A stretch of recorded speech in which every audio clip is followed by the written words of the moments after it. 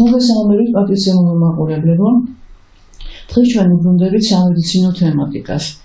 ძალიან კარგია შოთელუსთემელი, ძალიან კარგია ქართული ენა, მაგრამ მე ვარ პროფესიონალი ექიმი შეგახსენებთ და დღეს ყავს მოწვეული ჩემი კოლეგა, ძალიან ცნობილი ექიმი, პროფესორი, ბატონი ალექსანდრე ბაბიტაშვილი. ადამიანი, რომელსაც ძალიან დიდი ღვაწლი მიუძღვის საქართველოს მედიცინის განვითარებაში და არა მარტო საქართველოსი. ის იყო ერთ-ერთი დამფუძნებელი საბჭოთა კავშირის მასშტაბით ულტრასონოგრაფიის, ანუ ეხოსკოპიის, როგორც ჩვენ ხალხურ ენაზე ჟღერს ეს სპეციალობა და ძალიან დიდი დაფასება მიიღო მან უცხოეთის ქვეყნებში. მას აქვს გამოქვეყნებული 171 სამეცნიერო ნაშრომი, აქვს ერთი გამოგონება და არის 3 მონოგრაფიის ავტორი.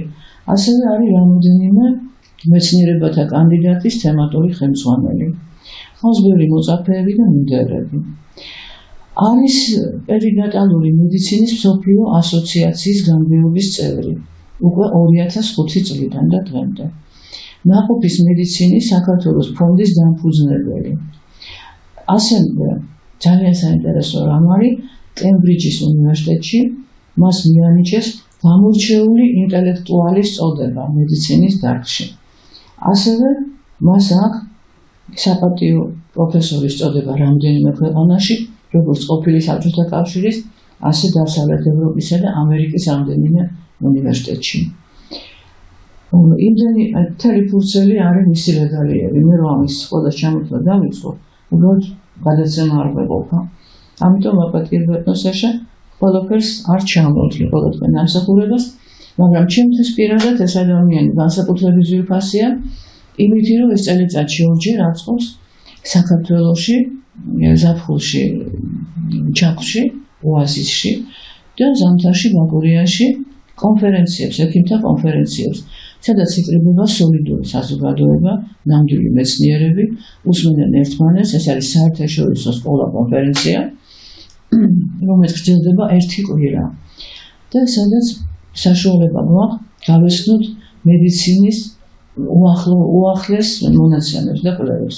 ძალიან ყურადღებით უსმენთ ხოლმე ერთმანეთს, იქ არის მსჯელობა, იქ არის პოლემიკა, იქ არის კამათი, ოღონდ რა თქმა უნდა ეს ძალიან სამეცნიერო დონის ფარგლებში და მე ყოველთვის მეძლევა საშუალება რომ ვისაუბრო ნებისმიერ თემაზე, რომელიც ეხება მედიცინას, გავაჟღერო ნებისმიერი ჩემი დაკვირვება, ან გავაჟღერო ის, რაც არ არის ხოლმე გაჟღერებული ჩვენთან, არ არის ხოლმე ნათარგმნი, ან საერთოდ იგრძალება და აი აქ ყოველგვარი ცენზურის გარეშე მე შემიძლია ხოლმე რომ წავიდე აი ამ ფართო საზოგადოების წინაშე და მათ მოისმინონ ჩემი განაცხადები, რომლებიც როგორც წესი არაორდინალურია.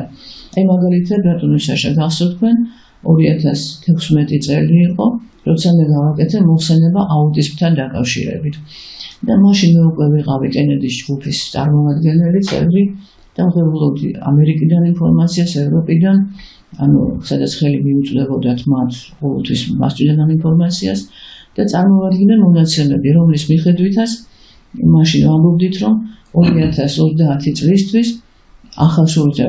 ახალშობილთა დიდი რაოდენობა 50%-მდე იქნება აუტისტი, მაგრამ აქედან 80% იქნება ბიჭი. დღესდღეობით დაუბრუნდა კაცობრიობა ამ თემას, მოგეხსენებათ, რომ ამერიკის ახალმა პრეზიდენტმა ტრამპმა ჩააბარა ჯანმრთელობის სფერო რობერტ კენედის უმცროს და მას დაევალა პირველ რიგში აუტიზმის მიზეზების გამოკვლევა. ჩემი აზრით, როგორც მაშინ ვამბობდი, ეხლაც იგივეს ვამბობ, რომ აცრები, აი ეს გეგმიური აცრები არის ერთ-ერთი, მაგრამ არა ერთადერთი, რა თქმა უნდა, მიზეზი იმისა, რომ ბავშვებს ემართებათ აუტიზმი. როცა ჩვენ პასუხობენ იმას, რომ აცრების აპოლოგეტები, რომ ეს არ არის კავშირში და უბრალოდ ემთხვევა დროში 1 წლის ან მერე შემდგომი წინახევის აცრას, რომ ეს არის უბრალოდ დამთხვევა და არაფერი საერთო მას აცრებთან არ აქვს. მე ამას კატეგორიულად არ ვეთანხმები, სხვათა შორის ისევე უცხენები და მისი ჯგუფი, მაგრამ მე მახსოვს თქვენ კონფერენციებზე სწორედ ჩამოდიოდნენ პროფესიონალები უკრაინიდან, სპეციალური ინსტიტუტის წარმომადგენლები, რომლებიც მაშინვე ამბობდნენ იმას, რომ 8 თვიდან აკეთებენ ამის დიაგნოსტიკას და არავითარი 1 წელი და 3 წელი ამას არ ჭირდება, როგორც ჩვენ გვიმტკიცებენ პედიატრები. თითქოს 3 წლიდან ვლინდება ეს აუტიზმი. ეს ნამდვილად ესე არ არის და ხალხის მოტყუება ძალიან რთულია, იმიტომ რომ უკვე ჩვენთან საქართველოში იმდენია აუტისტი, რომ ეს უკვე აღარ იმალება. თუ ადრე იყო რაღაც ერთ სოფელში ან ერთ უბანში ერთი ბავშვი ცოტა ჩამორჩენილი, ეხლა ამან მასიური ხასიათი მიიღო. და დღევანდელი მონაცემებით ეტრამპმა განაცხადა, სტატისტიკური მონაცემები ამერიკაში არის, რომ ყოველი 31 ბავშვი დღეს არის აუტისტი და ამათი უმრავლესობა არიან ბიჭები. და ერთ-ერთი შტატიდან აიხლა ხანს ვნახე რამდენიმე დღის მონაცემი, რომ ამბობენ, რომ უკვე 12.5 არის ეს მაჩვენებელი და არა 31. ანუ ამ შტატში რაღაც განსაკუთრებული ხდება. შეიძლება ეს განპირობებული არის იმითი, რომ იქ უფრო მეტი შავკანიანია, იმიტომ რომ დადგინდა უკვე გაირკვა, რომ შავკანიანებს უფრო მეტად ემართებათ აცრებისგან აუტიზმი, უფრო ცუდად რეაგირებენ აცრებზე. და არის კიდევ მეორე ესეთი შეხედულება, რომ გენეტიკური არის თითქოს აუტიზმი და ამისა გენეტიკური საწყისები, რასაც მე კატეგორიულად გამოვლისხარ. ახლა თქვენ ამ დარგში პროფესიონალი ხართ, არ გულისხმობ აუტიზმს, არამედ ორსულობის დაყვანაში, ახალშობილებში მეთვალყურეობას უწევთ პირველივე თვეებიდან ორსულობის ქალებს, ფეხმძიმეებს და ძალიან კარგად იცით ეს პრობლემატიკა. ამიტომ მოგიწვიეთ აი ამ თემაში გავარკვიოთ, რა არის თქვენი აზრით მიზეზი და რამდენად არის დაკავშირებული ის ორსულობასთან. მადლობა თინა, უბრალოდ ხოლმე დიდი მადლობა დაპატიჟებისთვის და მოგვეცა შესაძლებლობა ვემჯობ ამ ძალიან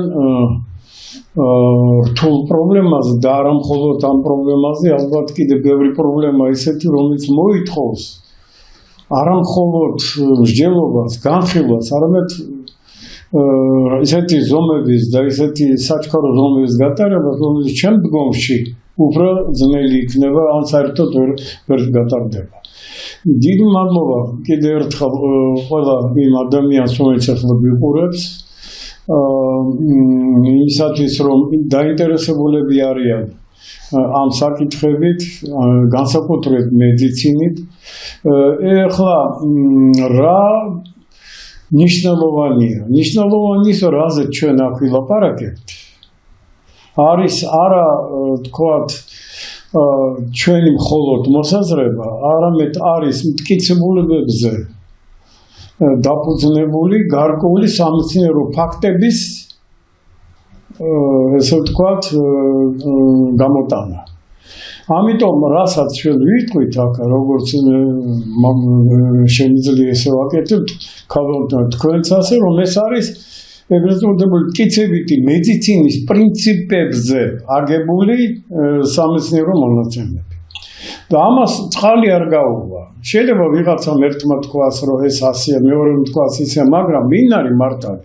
მართალი ის არის, ვინც დაამტკიცებს. ამის არგუმენტი ექნება და არა ზოგადი არგუმენტი, მე ვარ ჭკვიანი, შენ არა ხარ ჭკვიანი, არამედ იქნება დაფუძნებული იმ კვლევებზე, უთხოვარ კვლევებზე, რომელსაც არა მხოლოდ ერთი ლაბორატორია აკეთებს, არამედ სხვა ლაბორატორიებშიც მერე შეამოწმებენ, გაიმეორებენ და საერთოდ მიიღებს საყოველთაო აღიარებას.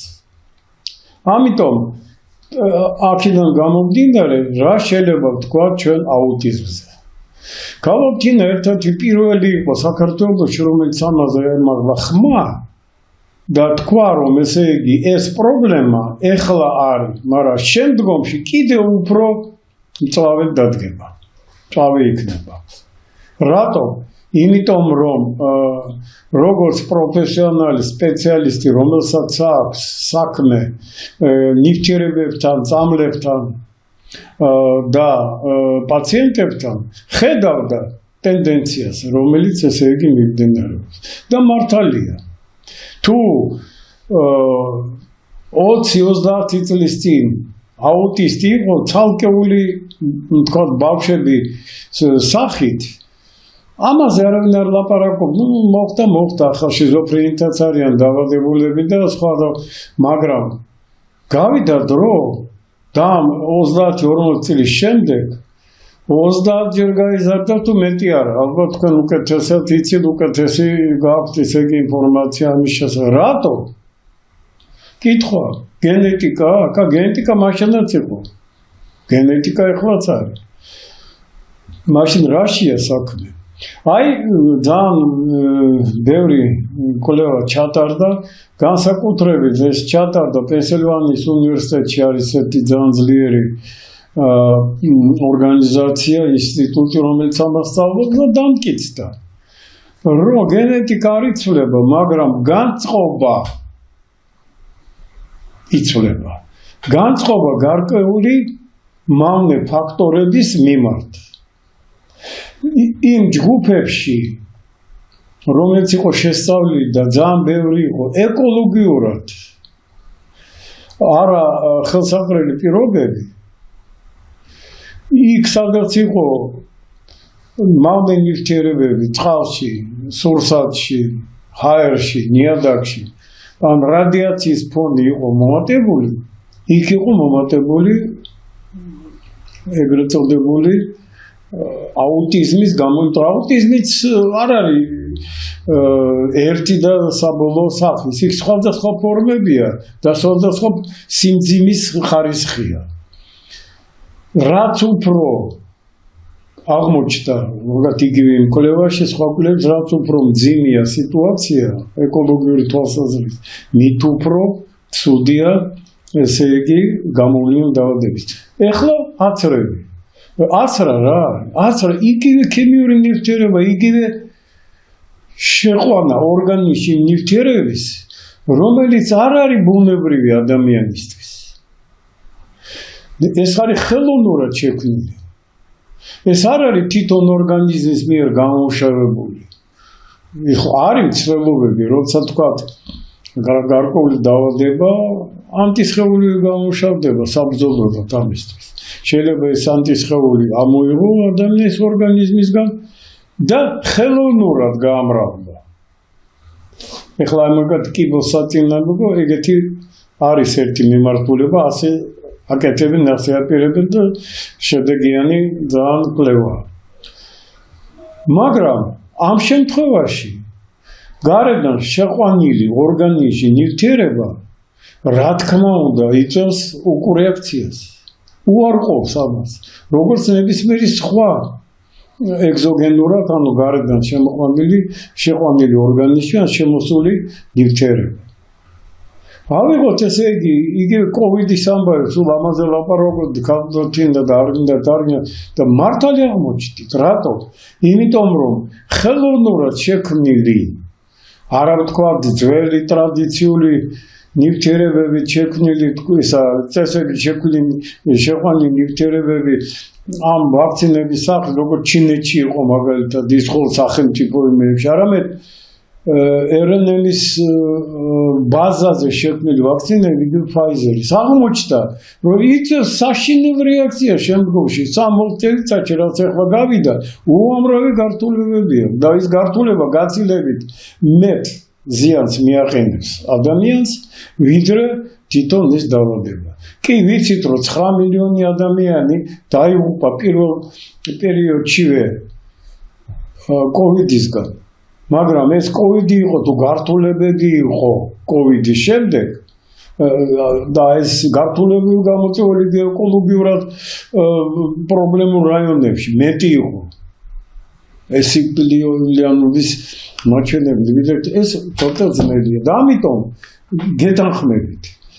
აუტიზმი როგორც პრობლემა გადაწყდება მხოლოდ მაშინ, როდესაც ეკოლოგიურად იქნება ნორმალური სიტუაცია, როდესაც დედა არ მიიღებს ეკოლოგიურად დამინძურებულ ნივთიერებებს, ეს არ გადავა ბავშვში და ბავშვის ორგანიზმი უფრო გზნობიარეა და უფრო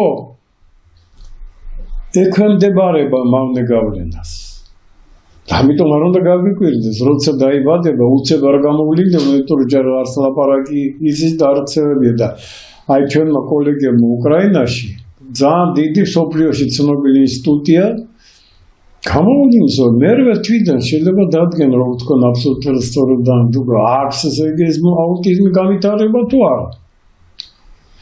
ამიტომ მთელი მიმართულება რომელიც ახლა არსებობს ნაყოფის მედიცინა ამას სწავლობს და აუტიზმის ერთ-ერთი ყველაზე მნიშვნელოვანი ასპექტი როგორ უნდა ვებრძოლოთ ამას ზუსტად აქედან უნდა დაიწყოს.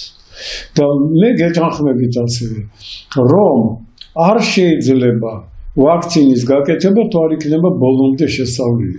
იგივე შიცის წინააღმდეგ ვაქცინა. შიცი როგორ გამოჩნდა? აღმოჩნდა რომ ეს შიცი ძალიან საინტერესოა სხვათა შორის. გამოყვა იმ ვაქცინას რომელიც ზადებოდა ისა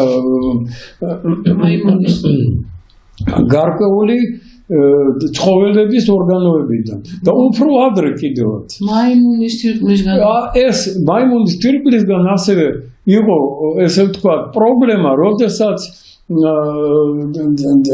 თქვენ იცით რომ ბავშვებში იყო უზარმაზარი ნევროლოგიური გართულებები ესე იგი დაავადებები იყო ძალიან ბევრი ეხლა მე აღარ გავღმავდები ამაზე და იყო ცოცხალი ვაქცინა სამართლინცევას რუსეთში შექმნილი და იყო კოდარი ვაქცინა ეგრეთებული შექმნილი ამერიკაში ზუსტად მაიმუნების თირკმელებისგან იყო აღებული და მერე ეხლა რომ გამოიკვლიეს 50 წლის შემდეგ იქ აღმოჩნდა ზუსტად ის ნივთიერებები რომლებიც იწვევენ ამ გართულებებს. იქიდან გადმოეცა და შიცი გადმოეცა ზუსტად ამ მაიმუნების ესე იგი თირკმელებისგან ვირუსი გამოყვა. იქვე აღმოჩნდა ფაქტორი რომელმაც გამოიწვია მასიურად ამაცრილებში კიბო, ტვინის კიბოზეა საუბარი. ეს ახლა ხან დაიდო პლოტკინის მათი შემქმნელის ერთ-ერთი წარმოებლის დიდი ინტერვიუ ცოტა ძველი კი არა, ჩვენთან ახლა გავრცელდა. იქ პირდაპირ აღიარებს ეს კაცი ამ ყველაფერს, ანუ აღარ არის დახურული ინფორმაცია. ბატონო საშა, მე რამდენიმე წლის წინ, ალბათ 1-10 წლის წინ მოვისმინე ესეთი რამ ჩვენ ტელევიზიაში, კურსზე, იყო გადაცემა და ალბათ ახლოსდებს ერთ-ერთი გინეკოლოგიური კლინიკის მთავარი ექიმი იყო წასული სადღაც კონგრესზე უცხოეთში და ჩამოიტანა ესეთი ინფორმაცია, რომ აუტიზმის მიზეზი კვლევებს ეფუძნებოდა, რა თქმა უნდა, სერიოზული გამოისიღო ჩანაწერია, გადაცემა. ერთ-ერთი მიზეზი არის ორსულებისთვის ფოლიუმის მჟავისა და B ვიტამინის B12-ის თმორწები გაკეთება.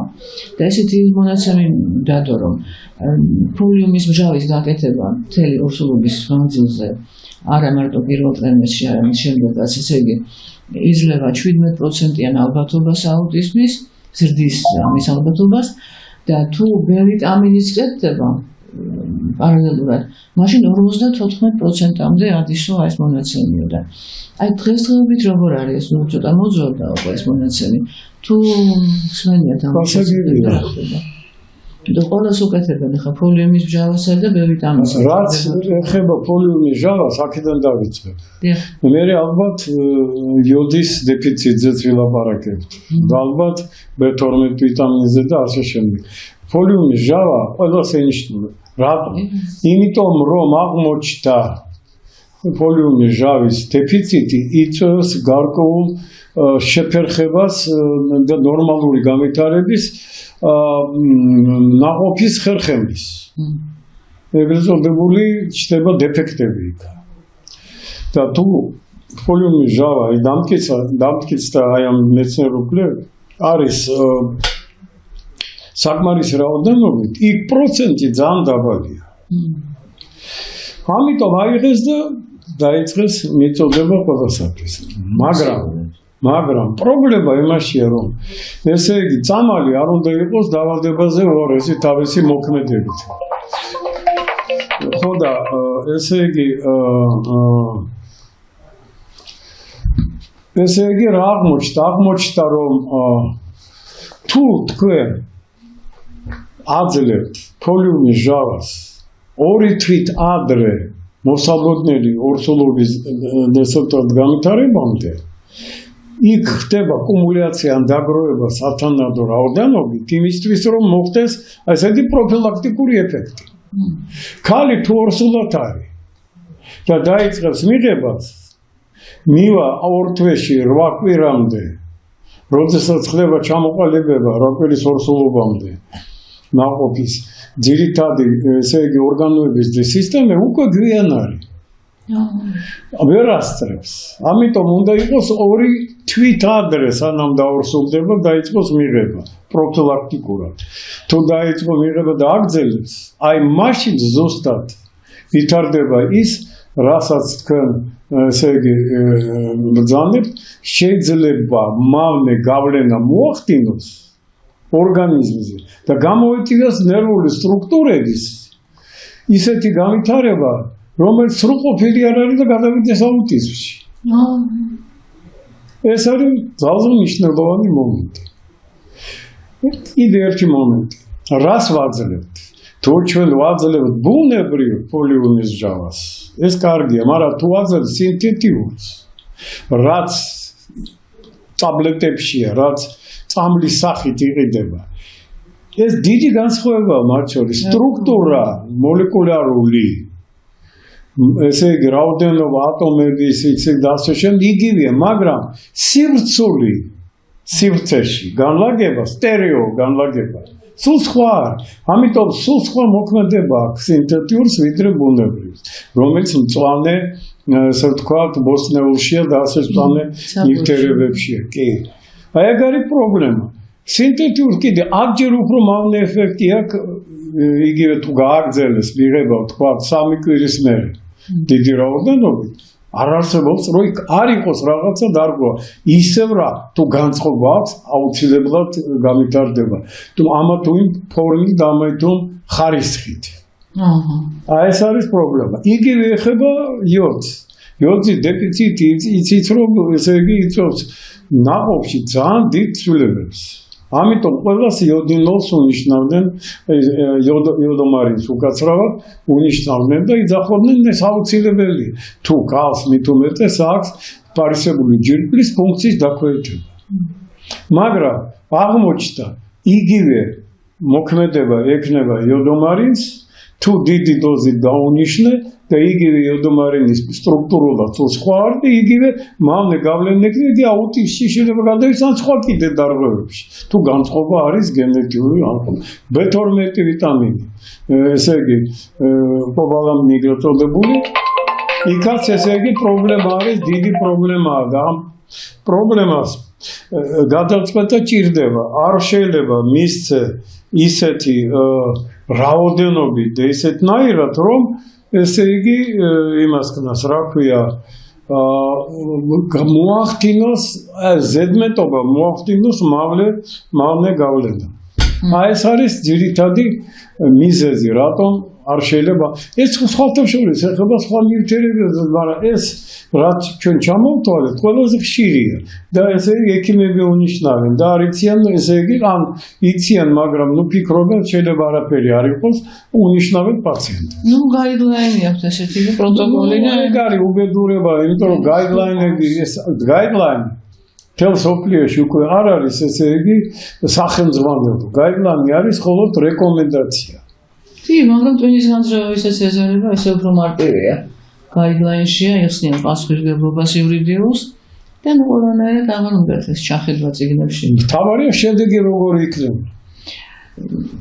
ნუსაშა, თავარი ის არის ძირითადად ექიმებისთვის, რომ კომფორტულად იგრძნონ თავი და ესე დღე-დღე ჩვენ რო გვაქვს მე და თქვენ და ზოგიერთ ჩვენ ახლობელს განსწორებული არის წიგნებში თექვა და სიახლეების ზრნა, სულაც არ არის საჭირო დღევანდელი ექიმებისთვის. მარტივია გაიდლაინი, გიჩვენებენ, აჩვენებ აი პროტოკოლს და თქვა. ამიტომ ეძახა გაიდლაინები არის იმისთვის, რომ პროკურატურას არიდო თავი. ასე ეძახა. ეგ არის. არაფერი ჩვენთან.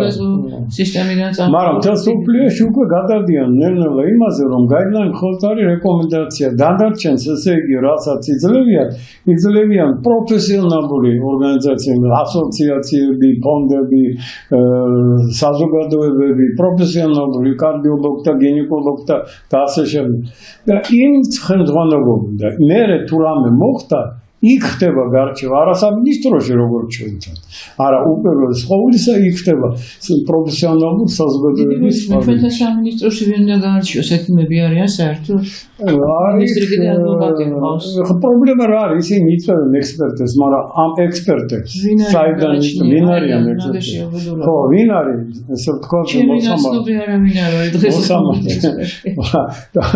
იქ ვინ არიან იქ საზღვარგარეთ აი ამ ასოციაციებში არის ცნობილი ხალხი, რომელსაც აქვს საერთაშორისო აღიარება.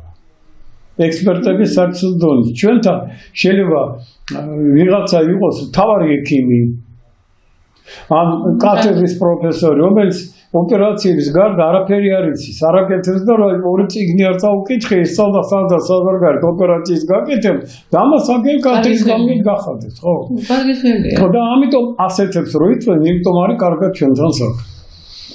ხო, ჩვენ ძალიან ჩიხშია შესული დღეს მედიცინა მსოფლიოშიც, მაგრამ ჩვენთან მithumetes.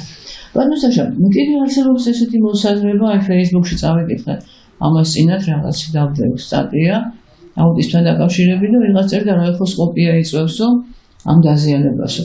აი როგორია თქვენ როგორც პროფესიონალია ეს? ახლა როგორია რამდენად ხშირად უნდა გაკეთდეს ეხოსკოპია? რამდენად მავნეანებელია? ახლა ეხოსკოპიით მე ვარ დაკავებული 76 წლიდან.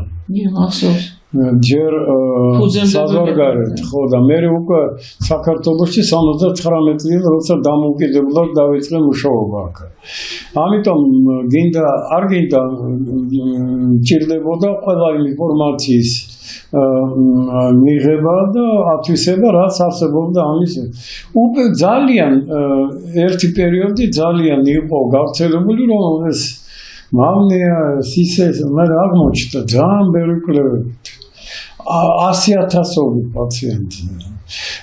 ვერ ვიტყვი მილიონობით, მაგრამ 100,000-ობით მაინც რომ მავნე გავლენა აი ამ ინტენსივობის, რომელიც არის და სიხშირის ულტრაბიარას არაფერზე არ აქვს, ესე იგი ქრომოსომების და გენების დონეზე. მაგრამ ერთი რამეა. თუ განწყობა აქვს ბავშვს, გენეტიური განწყობა ნებისმიერი მოქმედება შეიძლება გავიდეს ქუჩაში და იქ ორკესტრი უკრავდეს. და იმ ორკესტრის ხმაურიანი გავლენა უფრო მეტი ზიანი მიაყენოს, ვიდრე ერთი ულტრაბიერთი გამოკლება. რა თქმა უნდა, იგივე ხმაური ქუჩაში მანქანები დადიან, დაქრიან და ისინი რა ქვია, მოტოციკლეტები, რომელიც ესე იგი აგიჟებენ ხალხს და აბრმავებენ და სმენას უკარგავენ. ეს შეიძლება უფრო მავნე იყოს გაცილებით. იმიტომ რომ დამტკიცდა და ძალიან ბევრი კვლევით და მე მთელი პასუხის ლაპარაკობ, იმიტომ რომ ეს არ არის მხოლოდ ჩემი მოსაზრება, რომ მე ამ კვლევებს არ აწარმოებენ ძალიან ცნობილი ორგანიზაციები მსოფლიოში, მავნე გავლენა გენების დონეზე არ არის. სხვა არის თუ განწყობა და ამ ნებისმიერმა ფაქტორმა შეიძლება თქვა ეს დადროს ეს. რა თქმა უნდა, მაგრამ როგორც ისეთი პირდაპირ ესე იგი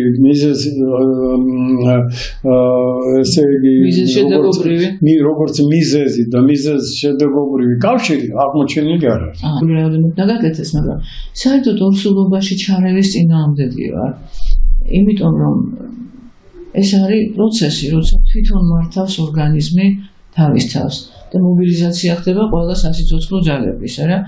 მთლიანად ამაზე არის ორიენტირებული ორგანიზმი. თუ რაღაცა არ არის ესეთი განსაკუთრებული, აი საპროფილაქტიკოთან ვიტამინის მიცემა, წამლის მიცემა, იგივე თუნდაც დამამშვიდებლის არ არის საჭირო. თუ მე სხვადასხვა არც მცენარეულის მე ესეც ვიტყოდი. ბევრს გონია რომ აი ეს ქიმიაა და ეს მცენარეულია. არ არის საჭირო ყველაფრის ჩანაცვლება შეიძლება ყვები, თქვენ თქმის არ იყოს იგივე ვიტამინები საკვებიდან ათვისებული. არც იჭარბეს გამოიწვევს და არც დეფიციტს. იმდენს აიღებს, რამდენი ჭირდება, ხო? ნუ თუ გამოფიტვაზე ლაპარაკი დახმარება ჭირდება, მაგრამ ეს უკვე კეთილსინდისიერი ექიმის გადასაწყვეტია.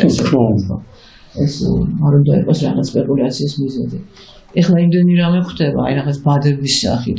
და ხალხში Facebook-შიც რო წაიკითხო და სოციალურ ქსელებში იმდენ რამეს უკრავების სწავლებია მოკლედ გამოგონებული რომ კითხო და ყველაფერი მიიღეთ ეხლა ჰომეოპათიური სწავლებიც გამოუშვეს და იქ წერენ რომ ჯანმრთელ ბავშვებს და აუტიზმიან ბავშვებს როგორ შეიძლება ჯანმრთელს და აუტიზმიანს ერთდაიგივე ჭირდებოდეს ხო ცოტა დასაფიქრებელი სიტუაციებია ანუ ყველაფერი ბიზნესია სამწუხაროდ გადასული ну Саша აი კიდე რა მაინტერესებს აშკარად გამოიკვეთა რომ ბიჭებში უფრო მეტად არის გავრცელებული ეს აუტიზმი უფრო მიდრეკილები არიან იმდენად რომ 80%-ზე არის ლაპარაკი რომ ბიჭების ესეთი ზოგადად აუტისტების რაოდენობიდან 80% ბიჭებია თქვენ რითი ახსნით ამას რაღაც ეთყობა ჰორმონალური გასაგებია მე პირადად ამის შესახებ ვიცი ის რომ რაც სხვებსაც გაკეთებული მე პირადად არხის კვლევები არ ჩამიტარებია და დაკვირვება არ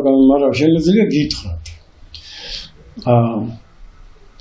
რა განსხვავება და რატომ ბიჭებში მეტია რას ფიქრობენ ამის შესახებ 100%-იანი დასკვნა ჯერჯერობით დადებული არ არის მაგრამ ასე ფიქრობენ რომ იმის გამო რომ ბიჭებს აქვს თავისებურება თავის ტვინის განვითარების ეს ქრომოსომა რომელიც ესე მამაკაცის ქრომოსომას ეძახიან თავისი რეალიზაციის და ცილების ესე ვთქვათ სინთეზის თავისი ისინი მომენტები აქვს გოგონებში სხვანაირ გოგონებში მეტია გოგონები უფრო ადაპტირებადია ყველა ნებისმიერ შემთხვევაში ბიჭები ნაკლებად და იქ ტესტოსტერონიც გამოიყოფა დიდი რაოდენობით ესე იგი მამაკაცის სასქესო ჰორმონი რომელიც ხელს უწყობს ამ რეალიზაციას იმ მალმე და არა მალმე ისევების რომელიც გააჩნია ორგანიზმს მე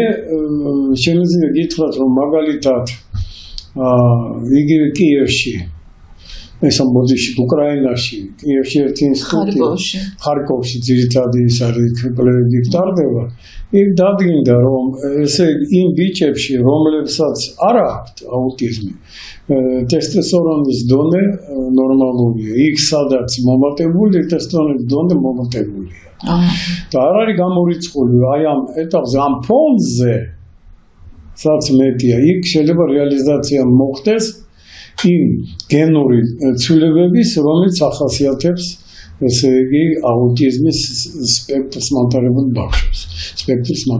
ბავშვებს ეს არის თორე სქესობრივი ასეთი განსხვავება მნიშვნელოვანია ის არ არის 5-2% წარმოიდგინეთ სადოთ ხო და ნუ საინტერესო იქნებოდა მაგალითად იმ გოგონებში ნახვა იმ გოგონებს რომელსაც როგორია ჰორმონალური სპექტრი სამწუხაროდ ჯერ არ იქნება იქაც ქვედრით წონდა ტესტოსტერონის მეტი იქნება მაგრამ ჯერჯერობით მე არ შემხვდები ეგეთი შრომა სადაც ეს იქნებოდა გამოკვლევები აი მე შევხვდა რამდენიმე კვლევა ესტროგენებთან დაკავშირებით რომ აი ქალებს რომლებსაც აქვთ ესტროგენი მომატებული ნორმაზე ცოტა ჭარბება, უბრალოდ რაც მეტია ესტროგენი, მით მეტი არის ქალის მზრუნველობითი განწყობა სხვების მიმართ. ეს ალტრუიზმი. და იგივე კვლევები წავიდა რაღაც მოზარდ გოგონებსაც სხვათა შორის, ხო? გარდა იმისა, რომ ეს უფრო სქესობრივად ჩამოყალიბება ხდება მათი პუბერტატში. ქალის მიმართულებით, ქალურობით, გარდა ამისა, მათი მიდრეკილებები დედობის მიმართ, ოჯახის მიმართ, თურმე იზრდება ამასთან ერთად. ძალიან საინტერესოა. შეიძლება ეს ესტროგენები საერთოდ პროტექტორული თვისებები აქვს ადაპტაციის თვალსაზრისით. ამიტომ ქალები უფრო გამძლე არსებები არიან თუ შეიძლება ასე მზრადები აუტიზმის მიმართ და საერთოდ ნებისმიერი დაავადების მიმართ.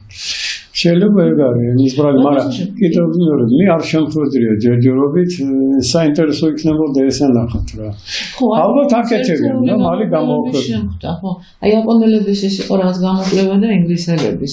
მე რამე კანტიკუნდად არის ეს.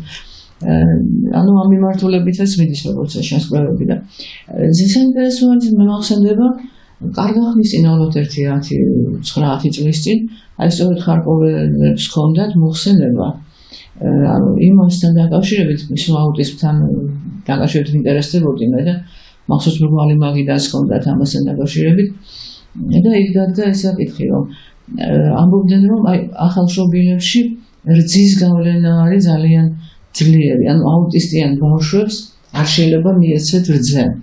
ნატურალურ რძეზეა ლაპარაკი და რძეზე დამზადებულ საკვებებზე, ჩვილების საკვებები რო არის. და ეს სადღაც 8 თვემდეც ხდებოდა ამის გამოკვლევა თითქოს. და ესეთი რეკომენდაცია ჰქონდათ, რომ თუ კიდევ არის საშუალება რაღაც სხვა იმით ჩაანაცვლო, დედის რძეზე არ არის ლაპარაკია. აქ არის რძეზე ლაპარაკი და ეს არ იყო კაზეინთან მიმართებაში. ნუ აღარ მახსოვს ლაქტოზაზე იყო ძირითადად. ამის გადაუტანობა. ასე რომ მე როცა აუტიზმიანი ბავშვები ხვდებიან ხოლმე და 250 ბავშვი ყავს ეგეთი გატარებული მაგალითად შემთხვევაში, ეხლა შეწყვეტილი იმას ყველაფერი. და მე ყოველთვის ვუჩვენდი ხოლმე, რომ მაინც რძეს მოერიდონ, რადგან იყო ესეთი და დაბეჯითებით კვლევა და ძალიან დავსვეთქვენ. რამდენად სერიოზული კვლევებია და რამდენად სერიოზულია ეს ინსტიტუტი. მე როგორც მახსოვს, როგორც ვიცი, მსოფლიო დონის ერთ-ერთი წამყვანი ინსტიტუტი იყო. და ეს ძალიან სერიოზული ხალხი ჩამოდიოდა. და მე მინდა გითხრათ ერთი რამ ბატონებო და ხალბატონებო, აი ეს კონფერენცია, რომელზეც ამდენ რამეს ვგებულობთ ხოლმე ჩვენ და ტარდება რეგულარულად, იძლევა იმის საშუალებას, რომ თქვენ ჩამოხვიდეთ, დარჩეთ იქ, ან უბრალოდ მოხსენება გააკეთოთ და წახვიდეთ, ან დაისვენოთ, იმიტომ ძალიან სასიამოვნო არის აგვისტოს, ივლისის ბოლოს აგვისტოს ოაზისში დასვენება კარგ სხარებულში და მიცეთ თქვენ თავს უფლება იმისი, რომ ერთი კვირა გახვიდეთ აი ამ საგიჟებთან და ჩვენ არ შემოხდება. თუ არა შეგიძლია ჩამოხვიდეთ რამდენიმე საათი, წაიკითხოთ მოხსენება და მე გარანტიას გაძლევთ, რომ იქ არავინ არც დაგვისწვენთ, არც გიჩხუბებათ. ეს შეგიძლია თქვენი ნებისმიერი სიახლე, რომელიც გავიდა ესეთი სიახლე ბევრია დღესდღეობით, აი ეს წარადგინოთ, ხო ესე ბერნაშაში. რა თქმა უნდა. და ეს ჩვენი პრინციპია. ხო, აი ეს არის პრინციპი, ან სხვაგან ესე არ მოგისმენენ, ესე არ მიგიღებენ და არ მოგესმათ ესეთი შანსი და აღძლევა შანსი, რომ სამედიცინოსთან მიმართებაში ეს შეიძლება კვებასთანაც იყოს დაკავშირებული საკვებთან, ბიოდანამატებთან, აპარატურასთან, რომელიც ახლა ჩამოდის ძალიან ბევრი ხალხში აპარატები რაღაცებია, სადაც კვლევები ტექდება, რაღაცას თავაზობენ და ძალიან ბევრი საინტერესო რამე ხდება, რასაც ხედავთ, მაგრამ ეს არ მიდის არც ტელევიზიით, ну თუ არ არის გადაფრთხილი რაღაცა სიგიჟეები რეკლამაში, რომელსაც მე არ ვემდობი. და შეგიძლია წარადგინოთ თქვენი მონაცემები და მიმსჯელოთ ამასთან დაკავშირებით, ამის საშუალება ნამდვილად გექნებათ. შეგახსენებთ, ეს ხდება 26 ივნისიდან 4 აგვისტომდე. და ძალიან საინტერესოა. რა თქმა უნდა, ეს უკვე ალტერნატივა წლების მანძილზე ჩვენ ვაძლევთ ყველა შესაძლებლობას, რომ გამოვიდნენ და მოახსენონ ადამიანებს, პროფესიონალებს, და არა მხოლოდ უამრავი რაოდენობით ოჯახის და ზოგადი პრაქტიკის ექიმები ესწრებიან. მათთვის დასახმარებლად ეს ძალიან მნიშვნელოვანია. და აქ ესე იგი არის პრაქტიკული ესე რეკომენდაციები და ახალი სამეცნიერო ესე ვთქვათ მომენტები. ორივე აუცილებელია. პირველი იმისთვის, რომ ის გაკეთდეს, რაც აუცილებელია, და მეორე იმისთვის, რომ არ ჩამოვჭეთ, ესე იგი მაინც ცოტათი მაინც ახლოს ვიყოთ იმ მიმართულებებთან, იმ ახალ ესე ვთქვათ მიღწევებთან, რომელიც სოფლიოშია. სოფლიოში სხვათა შორის მე ადრე ხშირად დავდიოდი ხოლმე სოფლიოში კონფერენციებზე, ბარე ორი ვარ დადიოდა და მაშინ იგივე ტენდენცია იყო იქაც, მაგრამ ბოლო წლები დამყარდა ინტერესი და რატომ? ყველა ეს კონფერენციები იქ ახლა ფინანსდება რომელიღაცა ფარმაკოფირმების მიერ, როგორც წესი. სხვათა შორის იგივე ჰომეოპათიურის და არის რაღაცის რეკლამირება. მე ეს არ მომწონს და არ ინტერესი მაგისი არ მაქვს. საბედნიეროდ რეალურად ვერ ჩვენ მომარაგებაზე, ჩვენ ფირმებზე და სპონსორებზე არ ვარ დამოკიდებული. მოგუშია, ხო, მაგის მომიდა ზუსტად, რომ აი ამით ეს არის კარგი თორე. ესაც ჩვენი პრინციპია, რომ არ იყოს ისეთი რაღაცის, ესე იგი გატანა, რაც ესე იგი არ შეესაბამება გარკვეულ საიქიმო ეთიკას. ხო, აი მაგას უფრო სამწუხაროდ უცხოეთში უკვე ბევრი კონფერენციების უმრავლესობა ემსახურება ფარმაკომაფიას, ანუ ბიგ ფარმას. და და მათი მიზანი არის რაღაცის რეკლამირება და არა ის რომ ადამიანებმა სიახლე გაიგონ რეალურად. გამოდიან და რაღაც ერთ პროდუქტს უკეთებს 5-10 მომხსენებელი ერთ და იგივეს რეკლამას, რაც ნუ აბსოლუტურად მოსაბეზრებელიც არის და არ არის სწორი და თქვათ შორის ძალიან დიდი მაღალი ფასებიც დაადეს. აი იქ მონაწილეობას. ადრე თქვათ რაც იყო $100, ახლა ღირს 500-600 €. და мотивация რო წახვიდობენ. ეს ეგრეთწოდებულ ცალკე საკითხი ჩვენთან პრაქტიკულად ისეთი დაბალია რომ მხოლოდ უზრუნველყოფთ ორგანიზაციის საკითხი მეტი არაფერი. ვერ შეიძლება 5-ჯერ უფრო დაბალია ვიდრე მე სულ იმას გეუბნებით პირიქით აციას გადასახადი რითი არსებობს კონფერენციებში. ძალიან დიდი მადლობა ბატონ საშა და იმდენად ბევრი საინტერესო თემა დამროგდა რომ პირობ მომს კიდევ მოხვალ და კიდევ ვისაუბრებთ ამ თემაზე. იმიტომ ამოუწურებია ეს თემები და ადამიანები რომლებიც ლაპარაკობენ ამაზე და უხსნიან ადამიანებს მოსახლეობას რეალურ სიტუაციას ეს არის ძალიან ცოტა იმიტომ რომ ზოგი ჩვენი თაობის ადამიანი უკვე ინდიფერენტული გახდა და არ აინტერესებთ ზოგიც ასე ვთქვათ გაიყიდა პირდაპირ მიეყიდა აი ამ წამლის ბიზნეს და მათ უკვე აღარ აინტერესებს რამაზე ლაპარაკი. ამიტომაც არის პოლიპრაგმაზია და ერთი წამლის 12-ჯერ ერთი იგივე სქემაში დანიშნა. კი, მე მახსოვს რამდენიმე წლის წინ მქონდა მე ამაზე გამოსვლა, რამდენიმე გადაცემა გავაკეთე კიდევაც. გრიპის სეზონის დროს რომ მოდიოდა ანტიგრიპის წამლები. ერთ და იგივე პარაცეტამოლი იყო 27-28 სხვადასხვა დასახელების წამლაში და ადამიანებს ურჩევდნენ აფთიაქში რომ ყველა არის დასახელება ეყიდათ და გამოდიოდა რომ რაღაცა ცხენის დოზით ღებულობდა. შედეგი ნული იყო, მაგრამ ინტოქსიკაცია ხდება. მე ყველას გასტრიტები დაემართა ეს ყველაზე პატარა რაც შეიძლება ცუდი ქონა. მე ყველაზე ხო ესეთი რაც ბაშიდა გამოვიდა. შემდეგი და რა იყო კაცმა ეს. დიდი მადლობა გამთინო თქვენ ეგეთ რაღაცებს ხელს უწყობს და რა თავარია დაინტერესებული ხართ სიმართლის მიტანაში ადამიანებისადმი რომ რაღაცნაირად შეუმსუბუქოთ ყოველდღიური ყოფა. და ამაზეც დიდი მადლობა მინდა გადაგიხადოთ. ბატონო საშა, დიდი მადლობა თქვენ, რასაც თქვენ აკეთებთ საერთოდ.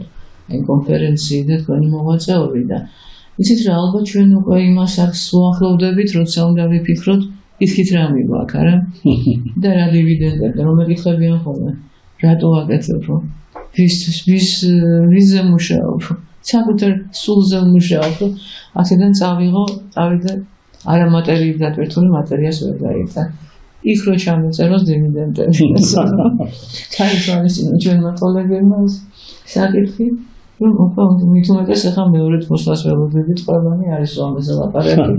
ეს კაცმა არის ის, მაგრამ ზაობა სულ უნდა გქონდეს ყოველთვის ამისი და უნდა დავხვდეთ სათანადო ვალდებულება. როცა არ უნდა იყოს, იქნება როდესაც. ყოველდღიურად იქნება, თუ არა აქტუალიზდება ის ხო წარდგებით არა. ასე რომ უნდა მივიდეთ, ესე ვთქვათ, სავსე ჯიბეები, სულიერი ჯიბეები. დიდი მადლობა კიდევ ერთხელ ბატონო, დიდი მადლობა მაყურებელს. მომწერეთ თქვენი კითხვები ამ თემებთან დაკავშირებით და აუცილებლად ბატონო ალექსანდრეს და ჩვენ კიდევ სხვა კოლეგებსაც მოვიწოდეთ და გავაგრძელებთ ამ თემებზე საუბარს. უბრალოდ მაინტერესებს თქვენ რა გაინტერესებთ ამ მიმართულებით. მომავალ შეხვედრამდე.